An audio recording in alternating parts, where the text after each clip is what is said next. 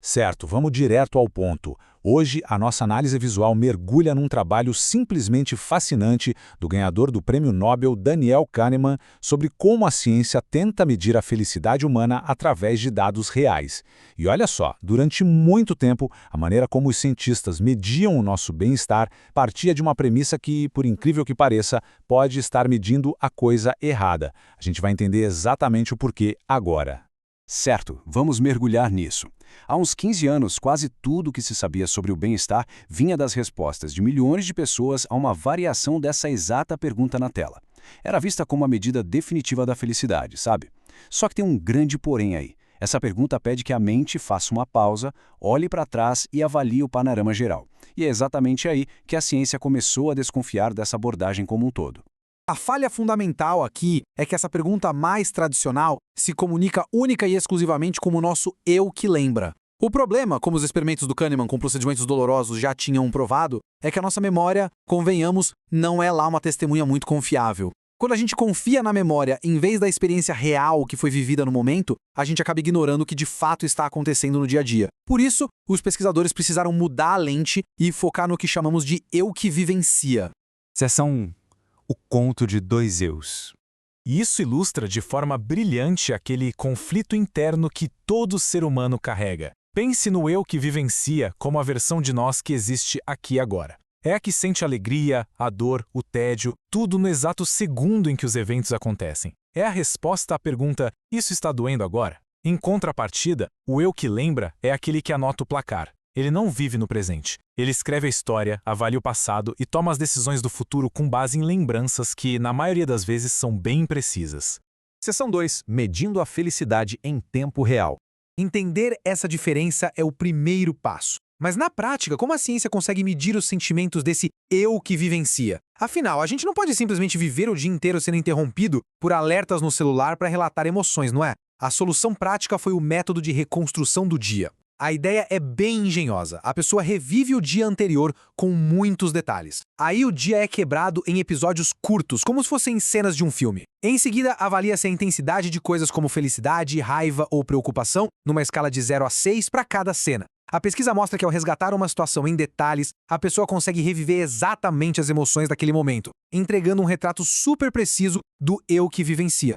E olha só o que essa medição super precisa revelou. A nossa atenção dita a nossa emoção. Por exemplo, comparando mulheres francesas e americanas em relação ao tempo gasto comendo. Ambas passam mais ou menos o mesmo tempo fazendo isso. Só que, para as francesas, comer é o foco total daquele momento. Já as americanas tinham muito mais o costume de combinar a refeição com outras atividades. Qual foi o resultado? O prazer da refeição das americanas acabava super diluído. Basicamente, para tirar prazer de uma atividade, a gente precisa prestar atenção de verdade nela. Seção 3. O índice U explicado. Com toda essa riqueza de dados diários, os economistas e psicólogos precisaram criar uma métrica inteiramente nova, algo que pudesse avaliar o desconforto emocional da sociedade de um jeito mais objetivo. E aí nasceu o índice U, do inglês unpleasant, que significa desagradável.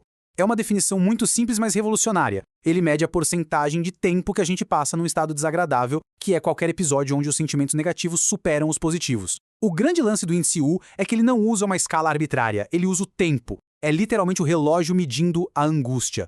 Agora, o que é realmente interessante neste slide é ver onde as pessoas gastam mais tempo nesses estados emocionais negativos. Analisando 1000 mulheres numa cidade do meio-oeste americano, as atividades com os maiores índices U, ou seja, aquelas que mais geram desconforto, foram o deslocamento matinal, liderando com 29%, seguido pelo trabalho, com 27%, e, surpreendendo muita gente, cuidar dos filhos, com 24%. Comparando aquele cenário de alto estresse com estes dados, a gente vê que as tarefas domésticas marcam um índice U de só 18%. Isso significa que, naquela amostra, o tempo com as crianças era ligeiramente menos prazeroso e gerava sentimentos negativos mais imediatos do que arrumar a própria casa. Obviamente, socialização e lazer apresentam índices bem mais baixos, mas essa é uma comparação fantástica que joga a luz sobre os custos emocionais escondidos nas nossas rotinas diárias. Seção 4. Dinheiro traz felicidade? Com todos esses dados medindo tempo e emoção, a equipe cruzou essas informações com uma das perguntas mais antigas da humanidade, usando mais de 450 mil respostas do Instituto Gallup.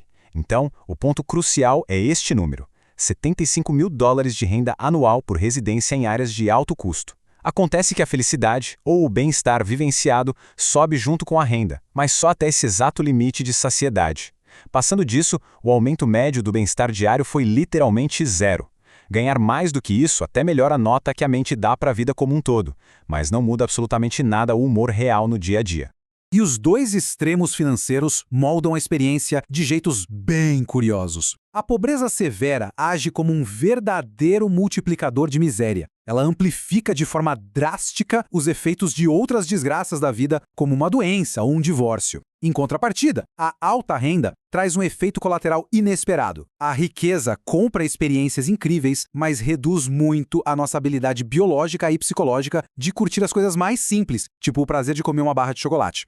Olhe só o impacto de ter uma simples dor de cabeça para entender esse efeito multiplicador da pobreza na dor física. Para os 2/3 mais ricos da população, uma dor de cabeça aumenta a proporção de tristeza e preocupação no dia de 19% para 38%. Mas para a parcela mais pobre, essa mesma dor de cabeça faz as emoções negativas dispararem de 38% para absurdos 70%. A pobreza transforma a dor física num estresse emocional severo.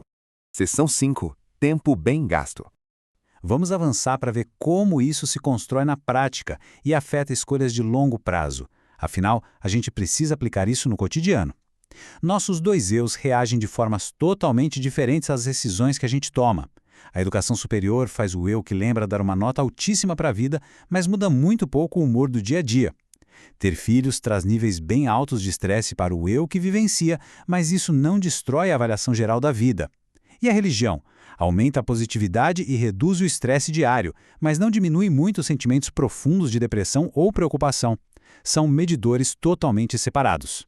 A mensagem central e mais libertadora desses dados é incrivelmente direta.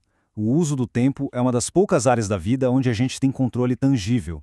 Pode ser super difícil mudar a própria personalidade, mas a gente consegue sim organizar os nossos dias para diminuir o índice U.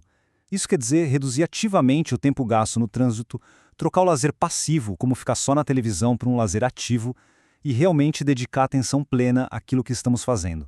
O segundo maior indicador de como nos sentimos ao longo de um dia inteiro, perdendo apenas para problemas agudos de saúde, é ter tido ou não contato com amigos e parentes. A conclusão tirada daquela montanha de dados do Gallup é poderosa. O contato social focado e intencional é a espinha dorsal biológica do nosso bem-estar vivenciado. Isso nos deixa com uma reflexão crítica para fechar nossa análise de hoje. A ciência já separou os fatos da ficção. A gente sabe que a felicidade diária não sobe infinitamente com a riqueza, que a nossa memória costuma pregar peças sobre o nosso próprio bem-estar e que alocar bem o tempo é o recurso mais valioso de todos. Olhando para a própria rotina de um jeito bem objetivo, que pequeno ajuste no uso do tempo a gente poderia fazer hoje para cortar os picos de estresse e dar mais espaço para o nosso eu que vivencia? Fica aí o questionamento para todo mundo pensar. Nos vemos na nossa próxima análise visual profunda.